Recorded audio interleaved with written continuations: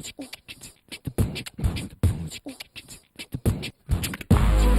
Suprosho isiginnarpat uataqarpunga. Uanga. Suprosho isiginnarpat.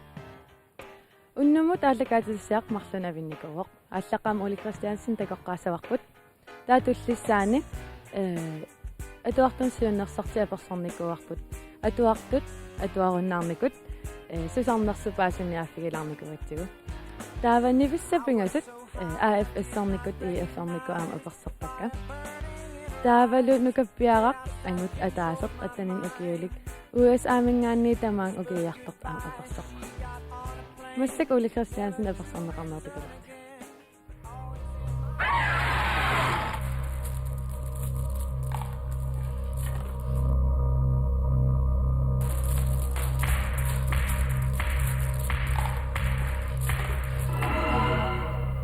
Ули инанап ааллаққаатерпаан ааллартиккутта имаат меэраанеэ қануиппа тас меэраасимаун тоққиссисимасуми аасиан тамат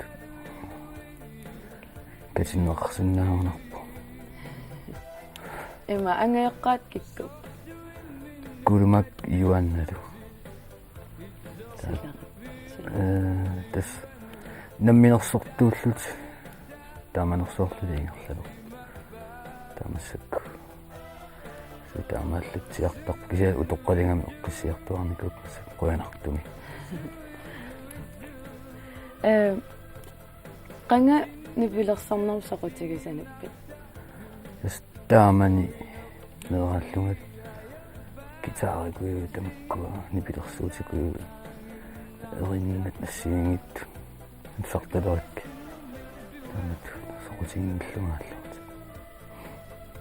има киккоққиуисартааман тисарнаарпа ассингиллат сортааман поппиусориусар оккиусориуллути иса таамат ассингитториссуп тааман нипилерсориас панааттарторпалаарнерумалларма саалкик асо тулуит тааман тратнуннориккунни писсуса аллаавиги паярлун туккуни пилерсортарнерумалларма оккерпиаат пиккунартори дисциплинниккуаса вейнборд кутаалу поппитаа поппераса фиассиккорниса син тата 90-сикку аллартиммат нипилерсориат таамат иммин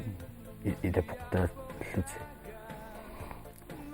та тассангаанни илорфаалланникориу уа тунгиннингаанни нипилерсорм атаатсин исигала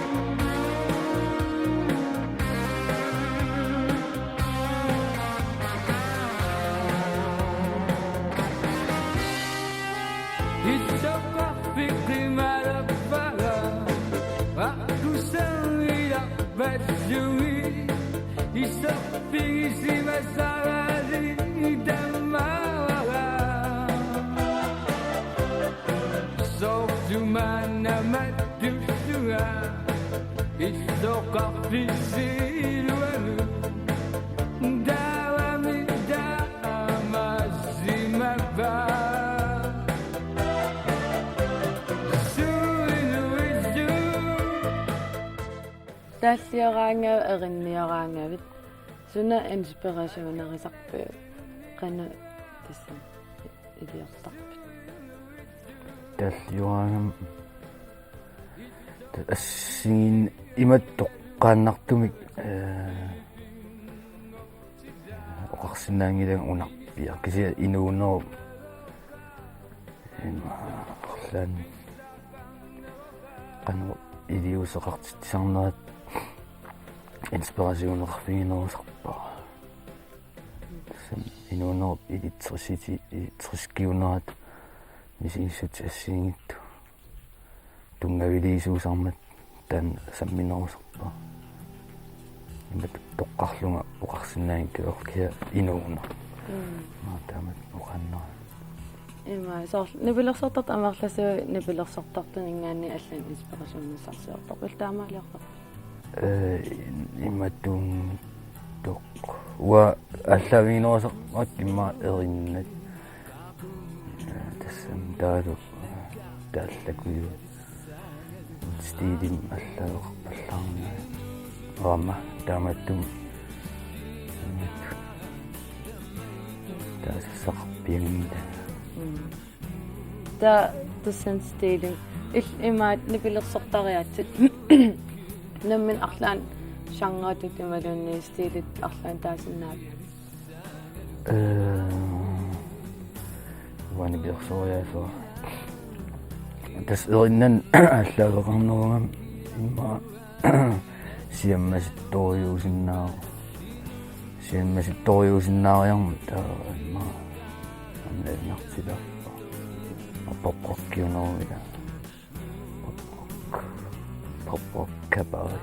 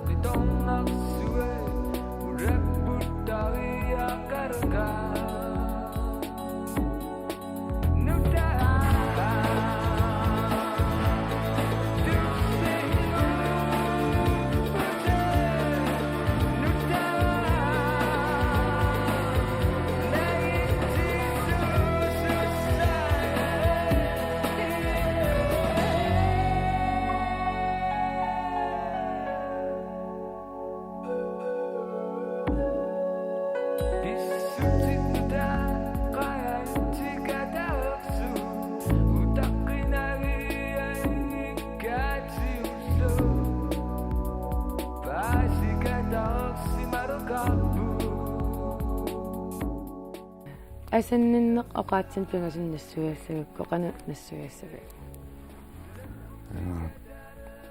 ма инуно кимия паасисассаангитто ситэмну таамсаққуммерсеққаммеққутат таан қанга ааллартиппиу сулиаратугу ааллартип эринна таккуа тассулиараллаттаагиннааллугу ааллартиппак укиорпаалумма имма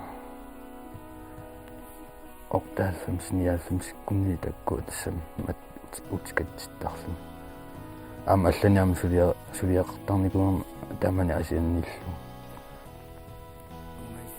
асианни тассу асиан аллартиппак торторсаавутикка ааллаториорлу таамани таккуа сортақаттаакиа ам аторторсаавутинам илинниарнерунгам таан сулину тассами таамани мингаанни илуни тунгаани торторсаавут илинниарусаарлу компьютери илинниаруйортарлу тааматингерласимаата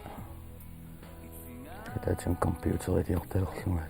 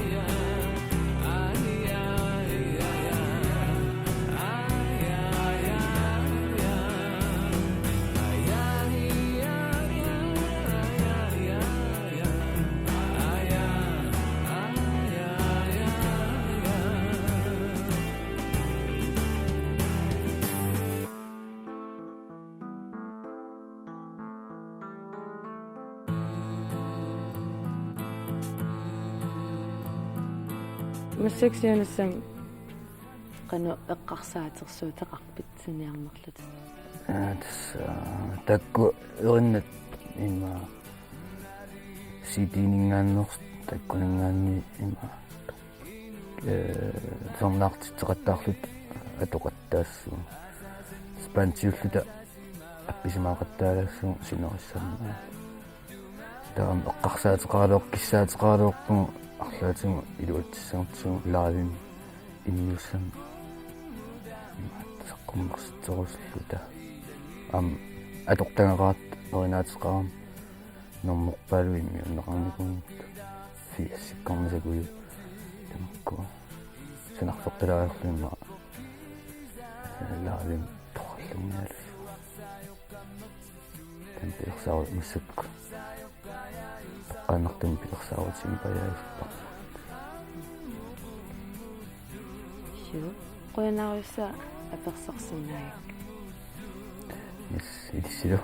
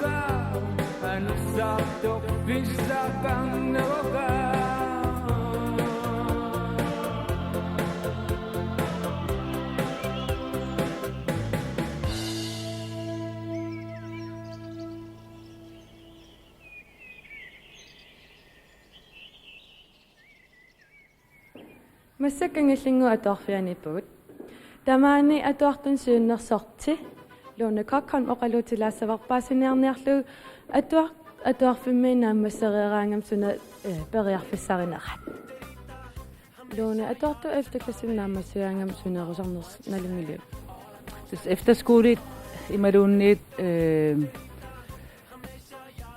ассиитун qinnuteqartarput соорлу тиниклассими эфтиклассимилу атуарнэрмин пиарерсартарпут пиарерсарнэрминни соқутигисарт ааллаавигалу аамалу илинниалерус татик пиарерсарнэрминни ассиингит ааллаавигалу пиарерсартарп соорт маани налингиннаавоқ намминеқ атуартимминнут налилерсоққаалаартарнissaat агуниаккат суунерсут атаасиаккаанут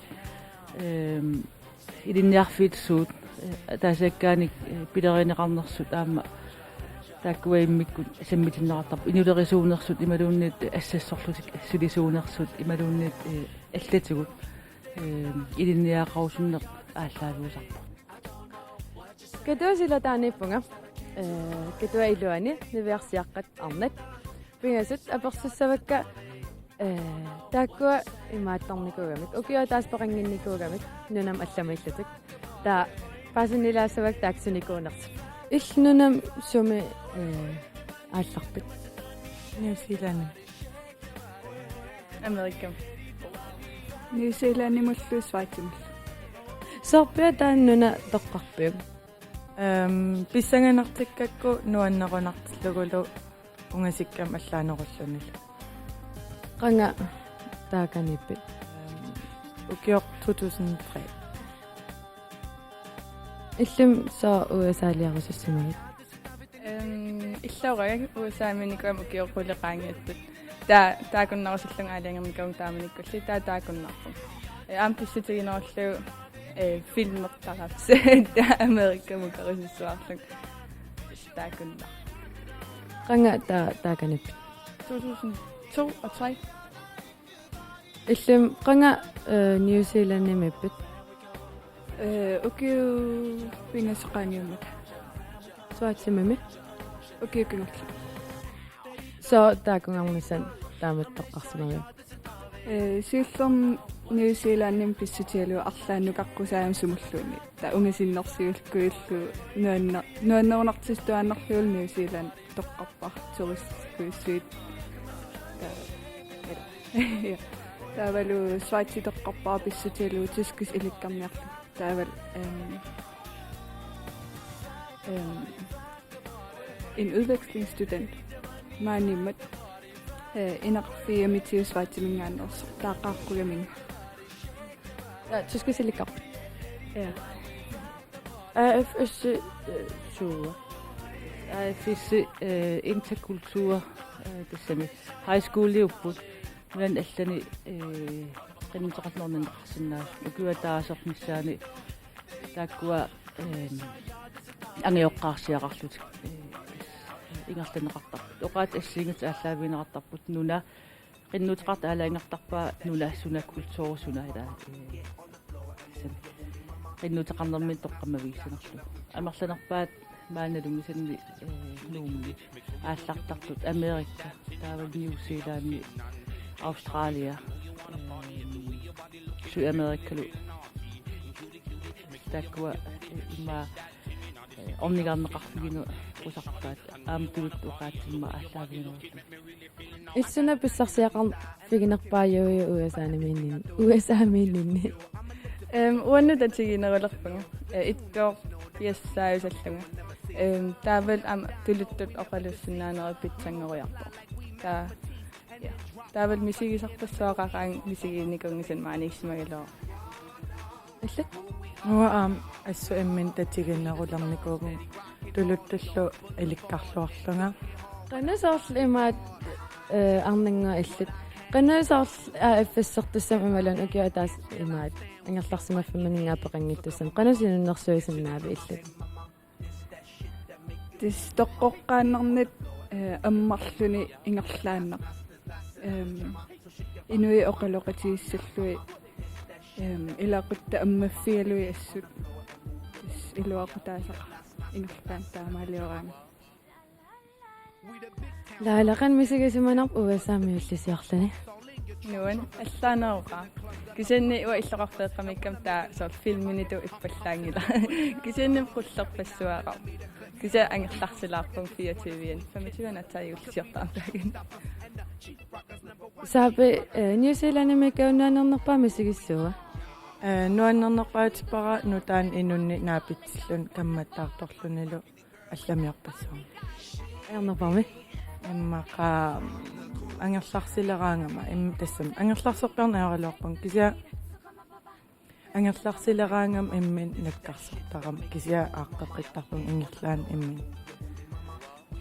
иммину қимассарлу laala illnuannernerpaasua нуаннернерпаа tigikam Amerikam ta imma sinattoonikusaapivisunger ta nuaniinnerpa ааллалерам тамакку каммалаатик таавал qatangutsussiakuk ангеэққарсиакук тамалерик иллима хия аёрнарнерпаут тассан каммалаатерпассуинаа пинникуусак паиссаллуи таавалнуаннернерпаут тас мисигисарпарпа тассуя ассиингитсерпассуи мисигалу аллаанерус калааллунанааннингаан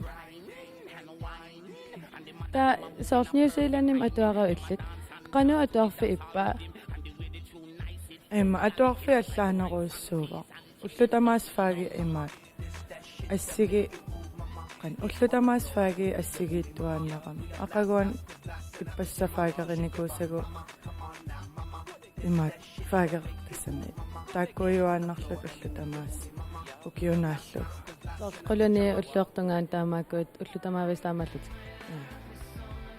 имаат свайцимим атуарн qanu ippa артарнақаа нивуа налунарнеруссуам таака таутсискисоорлун паасинангерулорп ааллаққаатаан кисиан сисмаанитунгаа иппа мустактакусассартассаавеқ нукаппиарaq атанин укиулик Jackson-ным атилик USA-м наюгалик укиуа таастамаан калаалнунаан укиярторами таатаан аперсулассаа.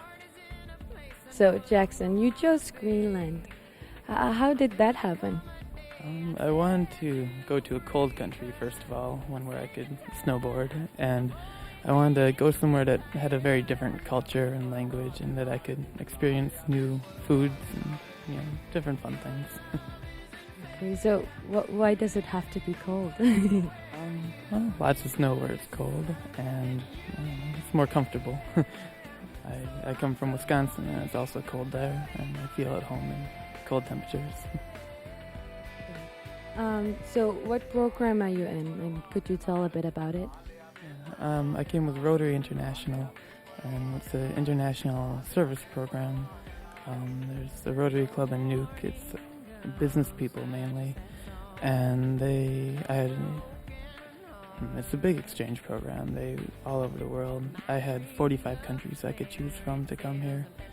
Greenland was my second choice, and Iceland was my first. I have done a few other programs with Rotary, including teaching young kids and working with them in our community at home. Okay, so how about host parents? I will have two host families here. My current ones are Knut and Kirsten Ostegard, and my second host family, I will live with them in 2 weeks, and they live in the new part of Nuuk, across the harbor. I cannot pronounce the name. Okay, so did you have any expectation of how Greenland was supposed to be? I thought it would be cold, and it was, and that was good. I don't know. I didn't have so many expectations. I did not know a lot, and I was very happy when I got here. I haven't been disappointed at all. People have been very kind to me, which I had hoped, and yeah. How about food? Have you tasted anything? I have not tasted so much Greenlandic food yet, although I have had some and I have liked it a lot. I hope to try more and more as the year goes on. How about school? I know you're in GU. How is it compared to the US? It's quite different. In the US, we have high school, which is mandatory. It would be grades 9, 10, 11, and 12. And everyone has to go who is in that age range. This is my 4th year of high school, and I'm 2nd year in GU. I will graduate when I get home. I get credit for every class I take here, which is very nice. Annangoil imaat nunan marlunniipputit qan sanilliukkukki suna asigingissutigineruaat. тас Нью-Зеландими инуи аммасоруйссууп ингерлааннаависсуа тас инук нутаақ тигусарпаа ингерлааннар каммалаатиилерлуулу таамаасерпут паасиссаваа каммалаатиилерлуимма қалуннаами таа Нью-Зеланд Schweizimi тассивисоруссорм аатса исигериарлунга аатсаат аюнгиннэрсун каммалаат таассиннааnerсун аатса исигериарлун аатсаа каммалаатиилерлу таа сивисоруссорма атсаакаммала стартор ниарпун свайтими таа Нью-Зеландними ингерлаан EFM аллат ааллартут соорлу USA-миттут наапеқатигисарпасигит Ja, имма программеқарпусоорлу Калифорниамеқарсинааллути арлааниллуунниит Adventure Tour эмалун арлаани. Тааккунан таанаапеқатигеқаттарпут. Ааммауа атуарфинни пингалут EFM-инганеқ атуақатигивакка. Таа элламеқатигивак таавалла свекассимиллат. окей имаат ил ангеэққарсиатсул аттавеқ ангеэққарсиакутсул аттавеқарфигивигит Iya, свайтимит ингаммик. Кисис Нью-Зеланднимит уа аллиллаққиппаллаангиннам акуттусоруссоорн кисим аллаттаарн кисиа. Iya, аттавеқарфигиваксил. саап ил Нью-Зеландними қаққисамаарпит Нериуппунга. Акиссақассагум, акисунум. Your program Rotary prepare you to come to Greenland. Did they do anything? They tried as hard as they could, but no one had been to Greenland from anywhere in my area of the country, so they did not have a very good idea of what it would be like. I spent a lot of time with Danish foreign exchange students preparing. That was the best they could do because of language similarities. And they sent me to Denmark for 1 month prior to coming here to learn some Danish and also to be with other Rotary students because there are none here, and part of the program is the friends you build with other exchange students. What do you think of Greenland so far? Is it good? Yeah, it's incredible. I have made many good friends, and the school is very nice. I've had some really great food and just beautiful ocean and mountains on every side. I really enjoy it. Okay. Thank you very much, and I wish you the best. Thank you. Супросо тамаан наасариақарпеқ туллиссаан аалликаату тассам такусиннааварси нук паасиккут аюнгинниариси наалассааси